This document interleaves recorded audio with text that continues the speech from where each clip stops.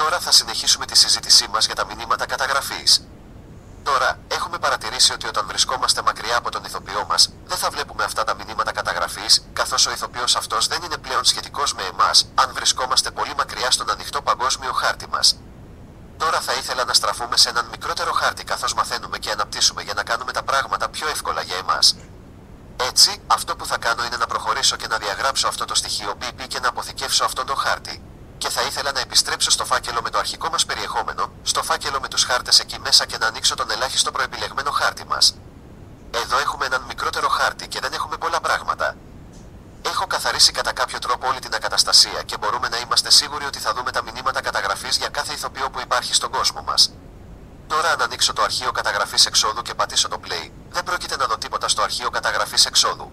Δεν πρόκειται να δω το αρχικό μου έργο που ονομάζεται μήνυμα, επειδή δεν έχω κανένα αντικείμενο στον κόσμο.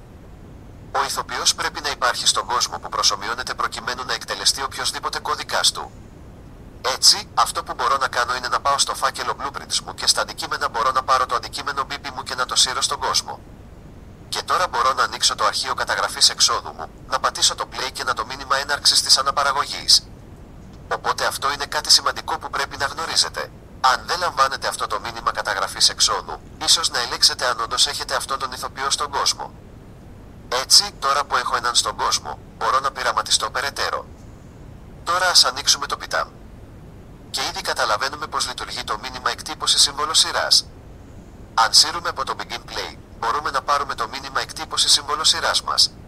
Και αν κάνουμε Compile και πατήσουμε Play, τότε βλέπουμε αυτό το μήνυμα στο πάνω αριστερό μέρος της οθόνης μας.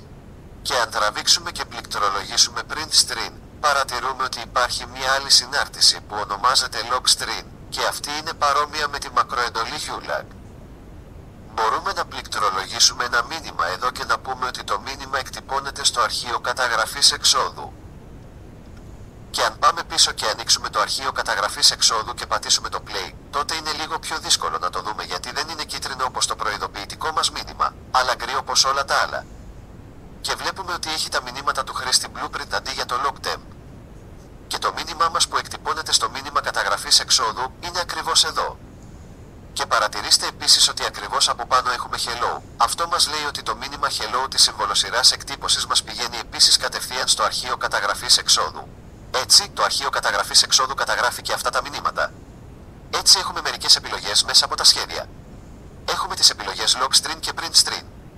Και ξέρουμε ότι το log string πηγαίνει στο αρχείο καταγραφής εξόδου και το print string πηγαίνει στην οθόνη και στο αρχείο καταγραφής εξόδου.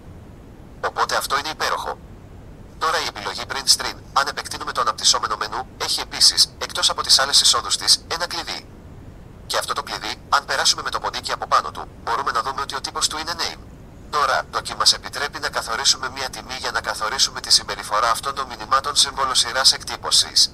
Τώρα, αν το αφήσουμε σε κανένα, θα σας δείξω τι συμβαίνει όταν έχουμε πολλαπλούς κόμβους συμβολοσειράς εκτύπωσης.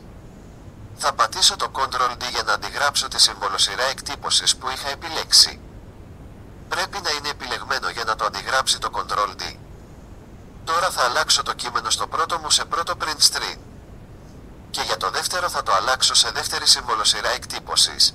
Και θα αλλάξω τη διάρκεια σε 60 δευτερόλεπτα και για τις δύο αυτές περιπτώσεις. Έτσι μπορούμε να δούμε αυτά τα μηνύματα. Τώρα αν προχωρήσω και πατήσω το play, ρίξτε μία ματιά.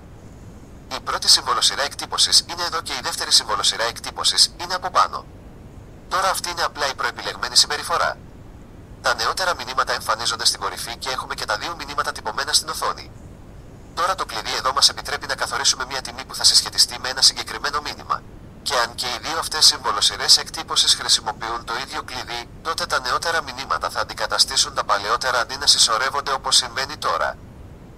Έτσι, αν ορίσω το κλειδί της πρώτης συμβολοσειράς εκτύπωσης σε 1 και το κλειδί της δεύτερης συμβολοσειράς εκτύπωσης επίσης σε 1, τότε όταν πατήσω το play θα δω μόνο το δεύτερο, επειδή το πρώτο αντικαταστάθηκε από το δεύτερο μήνυμα. Αν όμως ορίσω τη δεύτερη συμβολοσειρά εκτύπωσης στο κλειδί 2, τότε όταν πατήσω το play θα τα δω και τα δύο επειδή βρίσκονται σε διαφορετικά κλειδιά. Αυτό μας επιτρέπει να έχουμε μεγαλύτερο έλεγχο των συμβολοσειρών εκτύπωσης. Τώρα η αντικατάσταση παλαιότερων μηνυμάτων μπορεί να είναι χρήσιμη όταν εκτυπώνουμε πάρα πολλά μηνύματα. Για παράδειγμα, εδώ έχουμε το συμβάν tick. Τώρα το tick καλείται σε κάθε καρέ. Καθώς παίζουμε το παιχνίδι μας, η εικόνα στην οθόνη μας ενημερώνεται πολλές φορές ανά δευτερόλεπτο, συνήθως τόσο συχνά όσο 60 καρέ ανά δευτερόλεπτο, αλλά μερικές φορές ακόμα πιο συχνά, μέχρι και 120 σε μηχανήματα υψηλότερης τεχνολογίας. Τώρα μπορώ να επιλέξω την πρώτη συμβολοσειρά εκτύπωσης και να ελέγξω το D εδώ κάτω για να την αντιγράψω και να τη συνδέσω με το Cinvantic. Και τώρα θα έχουμε αυτό το μήνυμα τυπωμένο στην οθόνη σε κάθε πλαίσιο. Τώρα μπορώ να αφαιρέσω αυτό από το πλήκτρο και να πατήσω το play και θα δούμε ότι η συμβολοσειρά εκτύπωσης απλά σπαταλάει την οθόνη. Αυτό συμβαίνει επειδή δεν έχουμε ένα έγκυρο κλειδί. Αλλά αν το ορίσω σε ένα κλειδί όπως το 1, τότε θα έχουμε αυτό το μήνυμα τυπωμένο στην οθόνη και δεν είναι spamming επειδή κάθε νέο μήνυμα αντικαθιστά το παλιό. Τώρα αυτό μπορεί να είναι χρήσιμο αν θέλουμε να δούμε την τιμή, ας πούμε, των δευτερολέπτων Δέλτα. Το Delta Seconds είναι μια float τιμή που μας παρέχει το χρονικό διάστημα που έχει περάσει από το τελευταίο καρέ.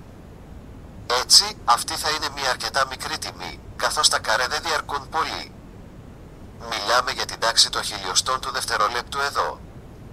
Τώρα, αν συνδέσω το Delta Seconds κατευθείαν στο in-string, βλέπω ένα αναδυόμενο παράθυρο πριν αφήσω το κουμπί του ποντικού που λέει Convert Float to String. Και αν απελευθερώσω παίρνω ένα νέο κόμβο εδώ και βλέπουμε ότι μπαίνει ως πράσινο και βγαίνει ως ροζ. Αυτός είναι ένας κόμβος μετατροπής. Λέει ότι μετατρέπει μια διπλή τιμή σε συμβολοσειρά. Τώρα αν περάσουμε το δείκτη πάνω από το Delta Seconds, βλέπουμε ότι είναι float. Αλλά ο κόμβος μετατροπής από double σε string μπορεί να δεχτεί ως είσοδο τόσο float όσο και double. Όπως το C++. Οι συναρτήσεις που απαιτούν double μπορούν να δέχονται εισόδους float. Υπάρχει μια σιωπηρή μετατροπή στο παρασκήνιο. Τώρα ας δούμε τι συμβαίνει όταν πατάμε το play. Τώρα το μήνυμά μας δείχνει την ώρα Δέλτα και θα είναι διαφορετική για μένα από όμικρον με τόνο, τι για εσάς, επειδή οι χρόνοι Δέλτα μας μπορεί να μην είναι οι ίδιοι. Και θα παρατηρήσετε ότι αυτή η τιμή αλλάζει. Έτσι, σε κάθε καρέ εκτυπώνουμε αυτή τη τιμή Δέλτα δευτερολέπτων, στην περίπτωσή μου είναι 83,3 δευτερόλεπτα. Και αλλάζει από καρέ σε καρέ. Έτσι, τα Δέλτα δευτερόλεπτα δεν είναι σταθερά, αλλά μεταβάλλονται συνεχώς. Τώρα λοιπόν που καταλάβαμε αυτό το πλήκτρο εισόδου για την εκτύπωση συμβολοσειράς, θα ήθελα να δω πώς μπορούμε να εκτυπώσουμε μηνύματα στην οθόνη. Από C++. Οπότε θα προχωρήσω και θα διαγράψω όλους αυτούς τους κόμβους και θα μεταγλωτίσετε και θα αποθηκεύσετε και ας ανοίξουμε το Visual Studio. Έργο. Τώρα εδώ στο Begin Play, θα ήθελα να εκτυπώσω ένα μήνυμα στην οθόνη αντί να το βάλω απλά στο αρχείο καταγραφής εξόδου. Τώρα για να το κάνουμε αυτό θέλουμε να καλέσουμε μια συνάρτηση που υπάρχει στην κλάση Genjan και αν πληκτρολογήσουμε Genjan και περάσουμε από πάνω της, βλέπουμε ότι η Genjan είναι μια μεταβλητή δείκτη τύπου Genjan. Τώρα το αναδυόμενο παράθυρο λέει ότι ο παγκόσμιος δείκτης της μηχανής μπορεί να είναι 0, οπότε μην τη χρησιμοποιήσετε χωρίς έλεγχο. Τώρα αυτό είναι ένας δείκτης και αν η τιμή του ήταν 0, αυτό σημαίνει ότι είναι ένας μηδενικός δείκτης και μπορούμε να έχουμε μια συντριβία. Προσπαθεί να αποπροσδιορίσει έναν μηδενικό δείκτη, πράγμα που σημαίνει ότι θα πρέπει να ελέγξουμε για να βεβαιωθούμε ότι ο Genjan δεν είναι ένας μηδενικός δείκτης. Τώρα αυτή είναι μια παγκόσμια μεταβλητή δείκτη που μπορούμε να προσπελάσουμε από οποιαδήποτε κλάση εδώ και έχει τις δικές της λειτουργίες, όπως η χρήση του τελεστή βέλους. Εδώ μπορώ να αρχίσω να πληκτρολογώ add στην οθόνη. Και ακριβώς εδώ βλέπω ότι υπάρχει μια συνάρτηση που ονομάζεται Add-on Screen Debug Message και το αναδυόμενο tooltip μου δείχνει επίσης τις παραμέτρους εισόδου που απαιτεί αυτή η συνάρτηση. Θα κάνουμε χρήση αυτής της συνάρτησης, αλλά όχι πριν ελέγξουμε αυτόν τον δείκτη της μηχανής G. Έτσι θα κάνουμε έναν έλεγχο if εδώ και θα ελέγξουμε αν Genjan. Και αν ο Genjan είναι ένας μηδενικός δείκτης, τότε η τιμή του θα είναι 0 και αυτός ο έλεγχος if θα αποτύχει. Δεν θα φτάσουμε καν στο εσωτερικό της εντολής if. Αν ο Genjan δεν είναι έγκυρος δείκτης. Τώρα στις περισσότερες περιπτώσεις θα πρέπει να είναι έγκυρος, ειδικά από την αρχή του παιχνιδιού. Το Begin Play συνήθως καλείται από τη στιγμή που αρχικοποιείται ο Genjan, αλλά δεν βλάπτει να το ελέγξουμε. Έτσι θα κάνουμε χρήση των καλών πρακτικών προγραμματισμού και θα ελέγχουμε τους δείκτες μας πριν τους χρησιμοποιήσουμε. Τώρα ας χρησιμοποιήσουμε αυτή τη συνάρτηση. Θα πάρουμε λοιπόν τον κινητήρα G και θα χρησιμοποιήσουμε τον LST Velus. Θα χρησιμοποιήσουμε Add-on Screen Debug Message και μόλις ανοίξω τις παρενθέσεις μου, εμφανίζεται το Indices που μας δείχνει ότι έχουμε κάποιες παραμέτρους εισόδου που πρέπει να περάσουμε και όπου λέει ένα από τα δύο με πάνω και κάτω βέλη.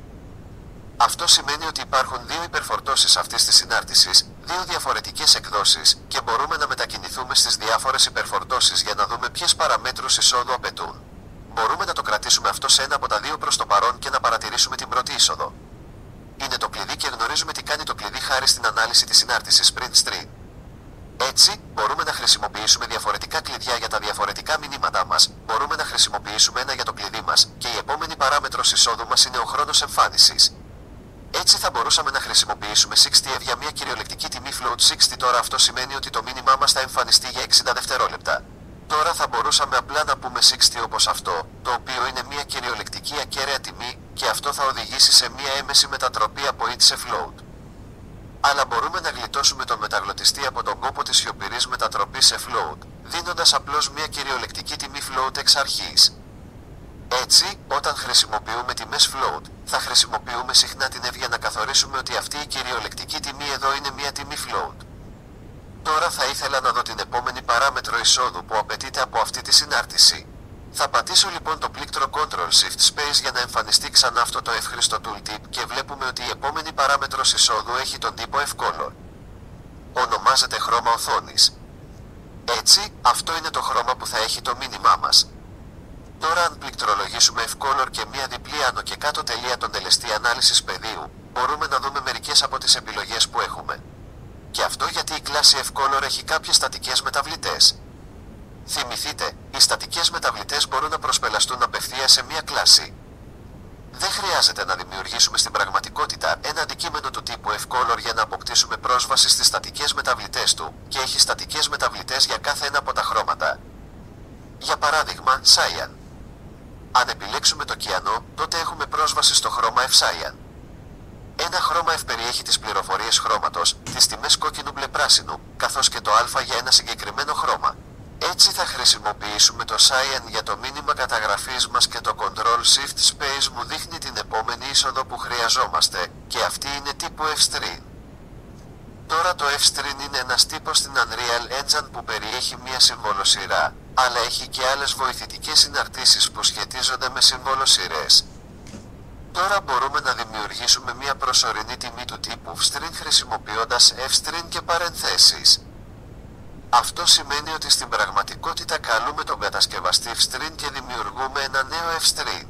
Και μία από τις υπερφορτώσεις του κατασκευαστή για τον τύπο F-String μπορεί να λάβει ένα αλφαριθμητικό, ώστε να μπορούμε να πούμε item on screen message με ένα θαυμαστικό, και αυτό θα είναι το μήνυμα που θα εκτυπωθεί στην οθόνη. Τώρα αν πατήσουμε ένα ακόμα βλέπουμε ότι η επόμενη παράμετρος εισόδου που χρειαζόμαστε μετά το F-String είναι μία boolean που ονομάζεται binaire on top και από προεπιλογή έχει οριστεί σε true. Αυτό σημαίνει ότι τα νεότερα μηνύματα θα καταγράφονται πάνω από τα παλαιότερα και έχει μία προεπιλεγμένη τιμή που γνωρίζουμε λόγω του σημείου ισότητας με την τιμή. Εδώ. Έτσι, αυτή η συνάρτηση είναι κωδικοποιημένη με προεπιλεγμένες τιμές για αυτές τις παραμέτρους εισόδου, ξεκινώντας από αυτήν εδώ, και οι υπόλοιπες είσοδοι που μπορεί να λάβει αυτή η συνάρτηση έχουν επίσης προεπιλεγμένες τιμές, πράγμα που σημαίνει ότι δεν χρειάζεται να τις περάσουμε. Μπορώ λοιπόν να διαγράψω αυτό το κόμμα και απλά να προσθέσω την άνω και κάτω τελεία στο τέλος. Και τώρα το μήνυμα εντοπισμού σφαλμάτων στην οθόνη μου έχει όλες τις παραμέτρους εισόδου που χρειάζεται. Έτσι μπορούμε να προσθέσουμε μηνύματα εντοπισμού σφαλμάτων στην οθόνη παρέχοντας απλά ένα πλήκτρο, ένα χρόνο για την εμφάνιση ενός χρώματος και ένα μήνυμα για εκτύπωση. Έτσι τώρα μπορούμε να προχωρήσουμε και να δούμε πώς λειτουργεί αυτό. Έτσι, θα προχωρήσω και θα αποθηκεύσω από το Visual Studio και θα επιστρέψω στην Unreal Engine και θα κάνω ένα Hot Reload. Έτσι, ας πατήσουμε το εικονίδιο Hot Reload και ας ξεκινήσουμε τη διαδικασία ζωντανής κωδικοποίησης. Και τώρα που τελείωσε, μπορώ να κλείσω το Live Coding και να πατήσω το Play. Τώρα βλέπουμε το μήνυμα του στοιχείου στην οθόνη να εκτυπώνεται στην οθόνη. Θα παραμείνει εκεί για 60 δευτερόλεπτα και είναι κιανό. Έτσι τώρα έχουμε ένα άλλο εργαλείο στη διάθεσή μας, τη συνάρτηση μηνύματος εντοπισμού σφαλμάτων της οθόνης πρόσθετων, η οποία είναι μια συνάρτηση στην παγκόσμια μεταβλητή της μηχανής G. Έτσι, μπορούμε να καταγράφουμε πράγματα απευθείας στο αρχείο καταγραφής εξόδου ή στην οθόνη καθώς προγραμματίζουμε τα παιχνίδια μας στην Unreal Engine. Έτσι, αυτό θα είναι πολύ χρήσιμο σε όλη τη διάρκεια της καριέρας μας ως προγραμματιστές παιχνιδιών. Εντάξει, έτσι το στοιχείο BP μας έχει περισσότερη λειτουργικότητα. Μέχρι στιγμής σχετίζεται μόνο με την καταγραφή μηνυμάτων, οπότε τίποτα το συναρπαστικό ακόμα. Αλλά αυτά είναι εργαλεία που θα χρησιμοποιούμε καθώς φτιάχνουμε τα παιχνίδια μας και είναι εξαιρετικά χρήσιμα. Αλλά τι γίνεται αν θέλουμε να πούμε ότι εκτυπώνουμε την τιμή του δευτερολέπτου Δέλτα που είδαμε από το τικ του συμβάντος? Μέχρι στιγμής ξέρουμε μόνο πώς να κατασκευάζουμε ένα αλφαριθμητικό από ένα αλφαριθμητικό και να εκτυπώνουμε αυτό το